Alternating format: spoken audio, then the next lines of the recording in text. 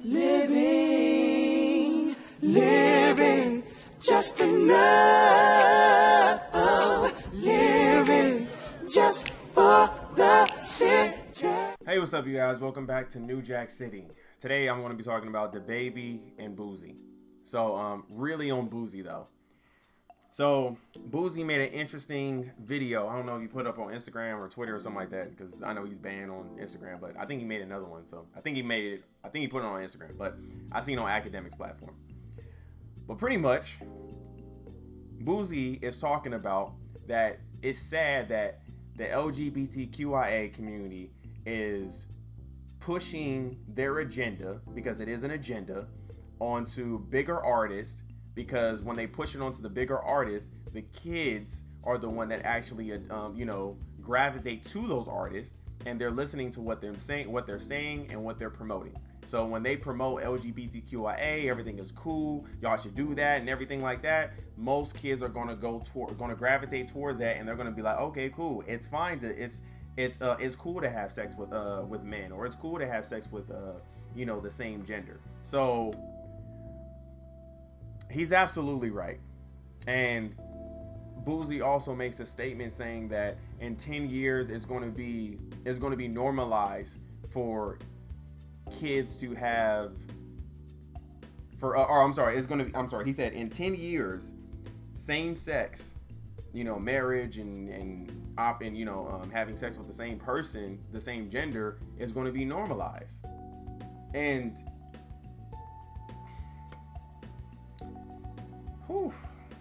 he is absolutely right. It's almost scary. It's almost scary that the higher ups and higher agendas, the higher ups, their agenda is actually working. Like, people are so, I've met so many people. Like I said, this feminist and LGBTQIA agenda is so destroying. Like, it's so crazy. And and then people like Kevin Samuels and Fresh Fit and Abba and Preach and stuff like that, when they talk about the whole feminist movement, right, they get scrutinized. And then we have our Tariq Nasheed, and we have our Dr. Umar Johnson. We also have our not Young Farrell, I'll leave Young Farrell out, but we have our Tariq Nasheed and Dr. Umar Johnson talk about the LGBTQIA community and how it's literally affecting black people, and people scrutinize that. We've been so brainwashed that we actually think that this community and their agenda, the community is fine, I don't even really tripping about the community, but the agenda that they're promoting is actually a positive for us. That's not a positive. I want y'all to understand something. If this is normalized, right? Let's go into it. Let's play Final Fantasy real quick, all right? Let's go into a fantasy world. Let's say Boosie is right. The next 10 years, I'm 27 right now, so I'll be 37, so I'll be close to 40, right? So let's say 37, 40 years old, I have kids. Kids are the kids that are like, young right now, they're starting to become, maybe they come, 16 and stuff like that. And everyone actually has the same type of mindset to where they saying that same-sex relationship is okay. And let's say 85% of the world is actually on that wave, and they're actually having the same sex. They're done with women. The men are done with the women are done with men, and they're just having they're having relationships, marriages, and they're having sex with the same sex, right? I want y'all to understand this. The human race would be done. Literally, the human race would be done. In order to procreate, you have to have a woman. It has to be a man and a woman. It cannot be a man and a man. And there's no science that's going to have to where a scientist can put ovaries and eggs into a man, to where someone can actually have sex with that person, sex with that man, and that man actually produce a child. It's never going to happen. Let me not say never. It's unlikely that's going to happen. So this agenda that they're promoting is not only detrimental to my community, to the black community, but it's detrimental to the world. Because if everyone is on that wave, that means the human race stops. It's done. There's no more. Now, why do I think this? And let's get deep real quick. And usually I don't talk about this stuff like that because I would get striked. I would probably get striked for for stuff like this on my channel. But I want to educate y'all. This is one of the reasons why I'm about to start a podcast. But this is what I want y'all to understand. So if that is actually true and that's actually going on, and this is what actually is going to happen, right? Why is someone pushing this agenda? What's the positive for them? A lot of people who are doing this, the LGBTQIA is run by white supremacists, and white supremacy is the one who's pushing this agenda. Why are they pushing this agenda? If you guys didn't know, the European race, whoever, if you classify yourself as white or European, and I'm talking about like really Caucasian people, right? They are literally dying off, and I think they said in the year 2050 or something like I don't know the date, but there's an actual you can actually go on. There's literally a date to where, because Caucasians right now are at negative birth rate, so there's actually a date to where Caucasians will not exist anymore. And the only people that will be on this, so we can actually scratch off the if you're oh, what race are you? Caucasian, Black, Asian, Native American, or actually that's not a race, but Asian, Black, and Caucasian. We can actually cross Caucasian out. It's actually only going to be Asian and Black, to where you can identify as a race, because the race is going to be done. So they're pushing that agenda because they know that their time is running out. So they're so to be petty and to be spiteful, they're like, if I'm not going to be on this earth, you're not going to be on it either.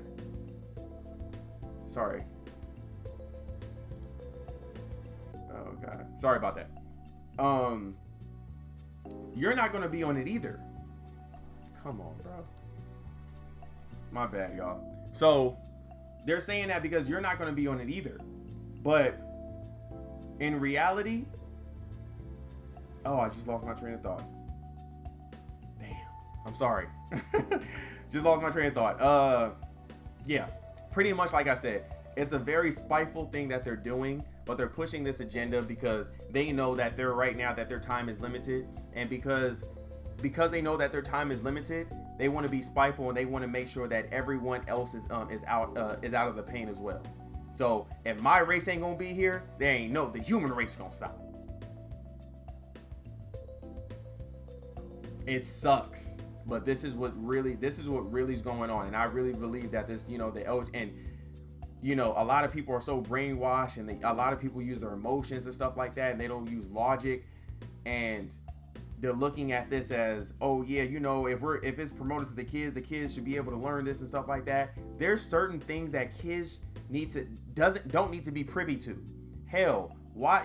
There's a reason why they do the sex ed after what they do it in middle school, towards the end of elementary, in the middle of middle school. Because I remember I did sex education in 6th grade, so I was still considered elementary, but that was out there in Fresno, so it was a little different. I know 6th grade out here in LA and middle school out here in LA and IE is considered middle school. But I say that to say this: there's a reason why sexual education is given to the kids at an older age, because we're more privy and we're more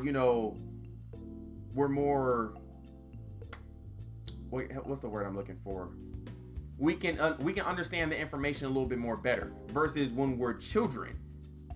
We don't know anything, right? I mean, we're not know anything, but we don't have that mindset. We don't have that adult mindset, or not even adult, but we don't have that intellect to actually accept that information. So when you're promoting this LGBTQIA rhetoric at these little kids, and you're doing it in the kids show, do y'all understand? I know I'm not even trying to get into a tangent like that. Let me tell y'all something. There is a show called Proud Family, and I remember I grew up on it. That was my show, actually. I messed with that show, but I grew up on it when I was I want to say in middle school or elementary. Forgot where it was, but I was in a young age when Proud Family came out, right? And then it was on Disney Channel, and the Proud Family ended, but they're actually doing a reboot of it. And not only are they doing a reboot, but they're putting 2 gay characters on there. Now, I want y'all to understand something. Disney Channel is promoted to kids. So not only are you teaching it in the school, but now when we get off of school and we have homework and we want to tune into to Disney Channel and watch Proud Family, now we're going to have to watch this rhetoric of it being now at our homes. So now we're being indoctrinated at the school and also at home. Not only Kim Possible, but they're actually rebooting Rugrats. And they're making the woman who was like real manly. I forgot her name. She was the mother of Phil and Dill. I guess she broke up with her husband, and now she's coming out as LGBTQIA. And me and my brother was just talking about this. I'm really mad about that because right now they're ruining my childhood. Like literally, Rugrats was my childhood. I was literally a little kid. I remember Rugrats in Paris. I still have the movie in the VHS. Like, it's that old. I still got it. It was orange. It was lit. And they taking that away from me and doing this rhetoric to promote to the kids.